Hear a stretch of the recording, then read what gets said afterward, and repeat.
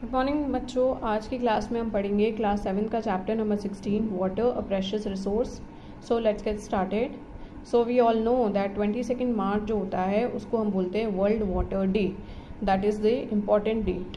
Okay, now united nation ने recommend किया है कि पर पर्सन को पर डे के लिए कितना अमाउंट ऑफ वाटर अलॉट किया गया है। 50 लीटर ऑफ वाटर अलॉट किया गया है for drinking, washing, cooking and bathing. Now will study about the water availability. 71% जो होता है अर्थ का वो क्या इसमें कवर्ड है, वाटर में ही कवर्ड है, in the form of seas, oceans, ice caps, rivers, lakes and ground water. ये जो वाटर होता है वो अनफिट होता है कंजम्पशन के लिए, हम इसको पी नहीं सकते हैं, कंजम नहीं कर सकते हैं। And only about 0.006% of water on the earth वो फ्रेश वाटर होता है जो कि स्टोर्ड होता है in the form of in wells and the hand pumps. ठीक है, वेल्स में और हैंड पम्प्स में स्टोर्ड होता है, फ्रेश वाटर होता है। ये हम इस पानी को ड्रिंक कर सकते हैं, पी सकते हैं, कंज्यूम कर सकते हैं। Water is found as vapor in the air that condenses into clouds and returns to the ground as rain, snow, sleet. Now, forms of water. Solid, liquid and gas. These are the three forms of water that we all know. ये circulate होता है water cycle से। Okay, हमारी जो water cycle होती है इस water cycle में ये 3 फॉर्म्स ऑफ वाटर पूरा सर्कुलेट होता है और पूरा जो वाटर होता है अर्थ का वो कंसिस्टेंट बनाए रखता है even after using the water by the population. जो वाटर है उसकी क्वांटिटी कंसिस्टेंट रहती है। क्यों रहती है? Because of the water cycle. Water cycle को मैंने डिटेल में बहुत अच्छे से एक्सप्लेन किया गया है, करा है with the help of diagram. मेरी ये 6th स्टैंडर्ड की जो प्लेलिस्ट है उसमें आप वाटर वाला चैप्टर देखोगे तो आपको उसमें वो दिखाई देगा। ओके, मैं लिंक दे दूंगी डिस्क्रिप्शन बॉक्स में, आप चेकआउट कर सकते हो। यहाँ पे जो वाटर सॉलिड फॉर्म में किस टाइप से प्रेजेंट है उसके बारे में बताया है। जैसे कि वाटर जो है in the form of snow covered mountains, ice caps at the poles, glaciers. ये क्या होता है? वाटर का सॉलिड फॉर्म होता है। अब जो वाटर प्रेजेंट है in the oceans, lakes, rivers, underground water, ये वाटर का लिक्विड फॉर्म होता है। और वाटर वेपर जो कि गैशियस फॉर्म में होता है इन द एटमोस्फेयर में। ठीक है, now will study about the ground water. Ground water क्या होता है? Rain water seeps into the rocks at the bottom. ठीक है, ये रेन हो रही है, इससे क्या होता है यहाँ पे ये सीप करती है, मतलब एब्जॉर्ब होती है through the soil. Access amount of water moves deeper into the ground. ठीक है, जो यहाँ पे होती है, रूट्स तक होती है, वो एब्जॉर्ब हो जाती है और जो एक्सेस अमाउंट होता है वो और भी नीचे चला जाता है ग्राउंड के। इस वाटर को हम बोलेंगे ग्राउंड वाटर। ये रहा ग्राउंड वाटर। ठीक है, जो टॉप लेवल होता है ग्राउंड वाटर का उसको हम बोलते हैं वाटर टेबल। ठीक है, इस वाटर टेबल के नीचे ही आपको ग्राउंड वाटर हमेशा मिलेगा। ठीक है, नाउ एक्विफर क्या होते हैं? Rain water that has collected in the porous layer of the rocks. Rocks की जो पोरस लेयर होती है, पोरस लेयर मतलब जिसके बीच में से वाटर जो है वो जा सकता है, तो वहाँ पे क्या होता है कि वाटर कलेक्ट हो जाता है बिटवीन द रॉक्स में और water remain there because below it is a hard layer of the rock. उसके नीचे जो लेयर होती है रॉक की वो बहुत हार्ड होती है जिससे कि वो इससे ज़्यादा नीचे नहीं जा सकता है, तो बिटवीन द रॉक्स के बीच में वो कलेक्ट हो जाता है, उसको हम बोलते हैं aquifer. We get water from the aquifer through the hand pump, tubewells and the wells. ठीक है, now depletion of the water table. अब वाटर टेबल का डिप्लीशन कैसे हो रहा है इसको हम पढ़ेंगे। एक तो रीज़न होता है इसका इंक्रीजिंग पॉपुलेशन। जैसे जैसे पॉपुलेशन इंक्रीज होगा, कंस्ट्रक्शन इंक्रीज होगा तो सीमेंटेड एरिया सब जगह बन जाएंगे। वाटर को सीप होने के लिए, एब्जॉर्ब होने के लिए जगह ही नहीं मिलेगी बिकॉज सब जगह अगर सीमेंटेड हो जाएगा तो कोई ग्राउंड ही अवेलेबल नहीं होगा। और कंस्ट्रक्शन इंक्रीज होता जा रहा है और consumption of water, ground water का कंजम्पशन भी बढ़ रहा है। All these leads to the depletion of water table. जो नेक्स्ट रीज़न है वो है increasing industries. Number of industries increase हो रही है कॉन्स्टेंटली और वो क्या करती है, अपने मैन्युफैक्चरिंग प्रोसेस के लिए ग्राउंड वाटर का ही यूज़ करती है, जिससे भी जो वाटर टेबल है उसका डिप्लीशन हो रहा है। जो नेक्स्ट है रीज़न वो है agriculture activities. Due to irregular rainfall in India, farmers suffer and use the groundwater for the irrigation.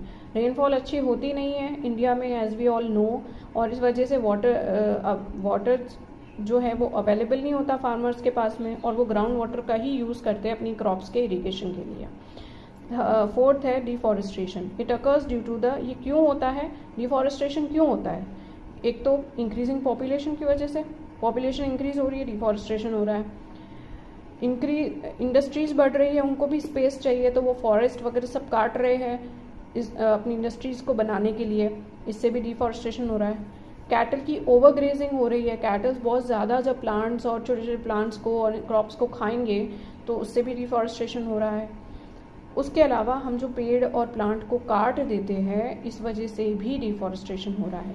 इन सब की वजह से क्या होता है कि वाटर है वो अच्छे से एब्जॉर्ब नहीं हो पाता है सॉइल से, और इससे ग्राउंड वाटर का स्टोरेज नहीं हो पाता है। नेक्स्ट टॉपिक है डिस्ट्रीब्यूशन ऑफ वाटर। हमारे इंडिया में आपको पता ही होगा कि कुछ एरियाज़ में बहुत अच्छी रेनफॉल होती है, और बहुत ज़्यादा जब एक्सेसिव होने लग जाती है तो वहाँ फ्लड आता है, और कुछ एरियाज़ है जहाँ पे बिल्कुल भी रेनफॉल नहीं होती है और एब्सेंस ऑफ रेन की वजह से ड्रॉट होता है। नाउ अब आपको बताना है कि इंडिया के कौन से ऐसे एरियाज़ है जहाँ पे बहुत ज़्यादा फ्लड्स आते हैं, और कौन सा ऐसा इंडिया का पार्ट है जहाँ पे ड्रॉट आता है।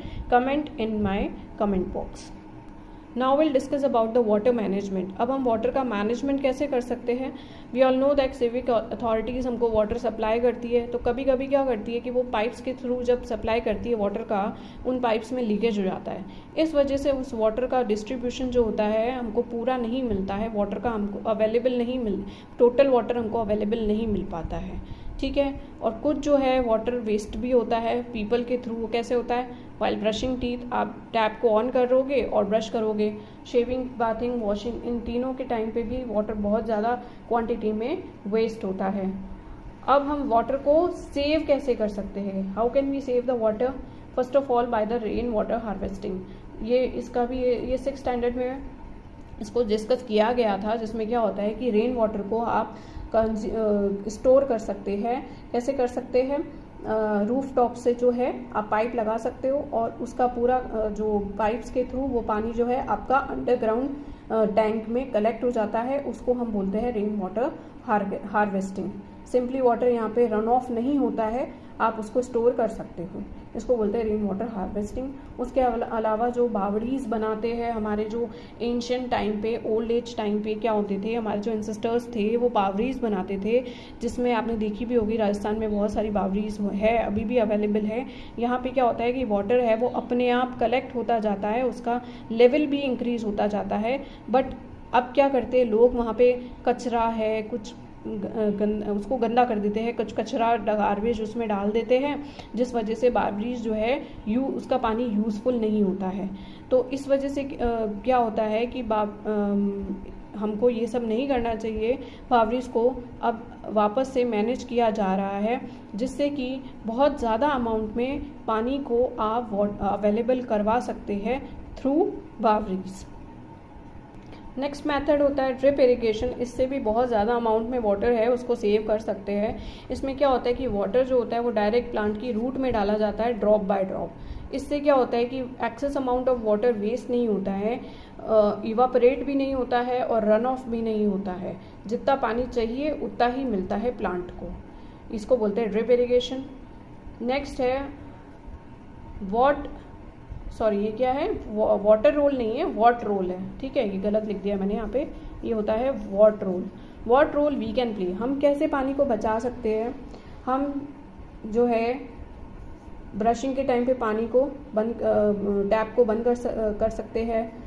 हम हमारा जो बाहर का जो एरियाज़ होता है, आपने देखा होगा विलेजेस में जो लेडीज़ होती है पूरा पानी फेंक करके बाहर के एरिया को धोती है, तो वो धो करके हम सिंपल पोछा भी लगा सकते हैं उस एरिया का।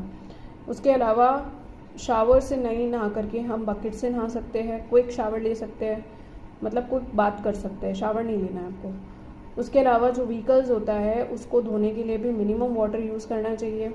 जो हमारे लीकिंग पाइप्स है उसको फिक्स करवाना चाहिए। और जो आरओ का वेस्ट वाटर निकलता है, आपने देखा होगा आपके घरों में, उसको हम प्लांट्स को भी दे सकते हैं। उसको सिंपल वेस्ट ना करें, उसको प्लांट्स में दे दिया करें स्टोर करके एक बकेट में। अब है effect of water scarcity on the plant. अगर प्लांट को पानी नहीं मिलेगा तो प्लांट मर जाएंगे। प्लांट मर गए तो ना तो प्लांट फिर फूड बना पाएंगे, ना वाटर अवेलेबल हो पाएगा हमको, और प्लांट नहीं अवेलेबल होंगे तो उनको ऑक्सीजन भी नहीं मिल पाएगी। अल्टीमेटली जो भी ह्यूमन बींग्स, जो भी लिविंग ऑर्गेनिजम्स है, उनकी लाइफ एंड हो जाएगी अगर प्लांट नहीं रहे तो।